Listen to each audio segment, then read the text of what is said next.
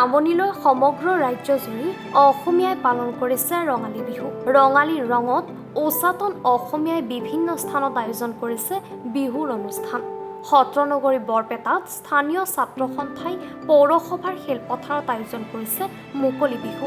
বিহুৰ লগতে সাংস্কৃতিক অনুষ্ঠান আয়োজনৰে ৰঙালীক আদৰাৰ মাজতে পহিলা বহাগত ৰাষ্ট্ৰীয় পৰ্যায়ত নেপথ্য শ্ৰেষ্ঠ কণ্ঠশিল্পীৰ বঁটা লাভ কৰা প্ৰতিষ্ঠিত সংগীত শিল্পী তৰালী শৰ্মাক 2025 বৰ্ষৰ বৰপেটা বঁটা প্ৰদান কৰা হয়। বৰপেটা আঞ্চলিক ছাত্ৰ সন্থাই আয়োজন কৰা ৰঙালী বিহুৰ অনুষ্ঠানৰ মাজতে অসমীয়া সংগীত জগতলৈ আগবঢ়োৱা অনবদ্য অৱদানৰ বাবে পহিলা বহাগৰ পবিত্ৰ দিনটোতে সংগীত শিল্পী তৰালী শৰ্মাক বৰপেটা বঁটা প্ৰদান কৰা হয়। বৰপেটা কলেজৰ অধ্যক্ষ ডক্টৰ বীৰেন্দ্ৰ কুমাৰ দাসে আৰু প্ৰাক্তন আছু নেতা তথা সদৌ অসম উকিল সন্থাৰ সাধাৰণ সম্পাদক দীপক কুমাৰ দাসে তৰালী শৰ্মাক গামোচা, চেলেং, চাদৰ, জাপি, শৰাই, প্ৰশস্তি পত্ৰ আৰু নগদ ধন আগবঢ়ায়।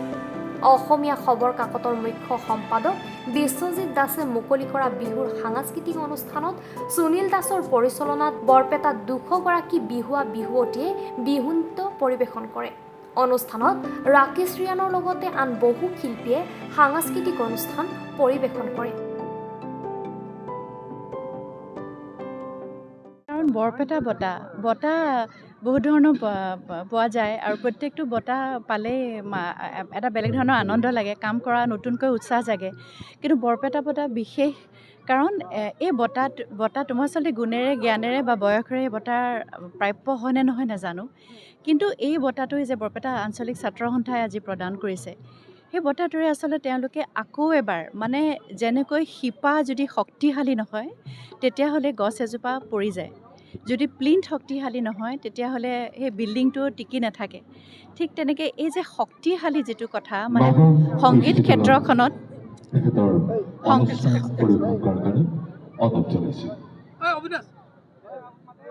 গতিকে যেনেকৈ গছ এজোপা শিপা যেতিয়া শক্তিশালী নহয় তেতিয়া গছজোপা পৰি যোৱাৰ ভয় থাকে, বা প্লিন্থ যদি শক্তিশালী নহয় তেতিয়াহ'লে বিল্ডিং এটাও টিকি নাথাকে।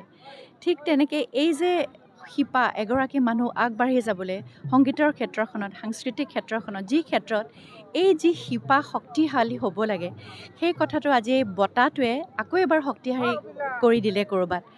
আকৌ এবাৰ মোৰ গোটেই ঘৰখন, আমাৰ গোটেই সত্ৰৰ লগত আমাৰ জড়িত, আমাৰ দেউতা প্ৰভাত শৰ্মা, মুৰাৰী মোহন শৰ্মা মোৰ সৰু খুৰা, বশিষ্ঠদেৱ শৰ্মা সত্ৰাধিকাৰ প্ৰভু আছিলে। গতিকে তেওঁলোক তিনিওগৰাকী নাই, কিন্তু আজি আকৌ এবাৰ ক'ৰবাত এটা বেলেগ ধৰণৰ সংযোগ যেন মই তেওঁলোকৰ লগত কৰিব পাৰিছোঁ। আৰু দ্বিতীয়তে মানে আচলতে মই এনেকুৱা জেগা এটাৰ ঐতিহ্য, মোৰ এনেকুৱা এটা জেগা এটা, যি জেগাৰ সংগীত লৈ আমি গৰ্ব কৰোঁ, যি জেগাৰ মানুহক লৈ গৰ্ব কৰোঁ। আজিৰ পৰা দায়িত্বটো আৰু যেন অকণমান বাঢ়িল, আজিৰ পৰা সেই শিপাডাল আৰু যেন অকণমান শক্তিশালী হ'ল। এই এৱাৰ্ডটোৱে আচলতে, এই গোটেই বঁটাটোৱে সেইখিনি সুযোগ মোক দিছে, মোক ভাবিছে যে যোগ্য বুলি। গতিকে আমাক যে যোগ্য বুলি ভাবিছে তাৰ কাৰণে মই ছাত্ৰ সন্থাৰ ওচৰত চিৰকৃতজ্ঞ, বৰপেটাবাসীৰ ওচৰত চিৰকৃতজ্ঞ। আৰু এইটো বঁটা আচলতে কেৱল তৰালী শৰ্মাৰ বঁটা নহয়, প্ৰত্যেক বৰপেটাবাসীৰে বঁটা আচলতে। আমাক লৈ গৌৰৱ কৰিব লাগে, বৰপেটাবাসীয়ে বৰপেটাক লৈ গৌৰৱ কৰক। আমাৰ গীত, সংগীত, নৃত্য কিমানখিনি ধাৰা আছে বিভিন্ন, আৰু সেইবোৰ লৈ সংগীত ক্ষেত্ৰখনত কাম কৰি যাবলৈ এইটো বঁটা আচলতে নতুন এটা আকৌ অনুপ্ৰেৰণা। গতিকে ধন্যবাদ সকলোকে, ৰঙালী বিহুৰ শুভেচ্ছা সকলোকে দিলোঁ। সকলো ভালে কুশলে থাকক।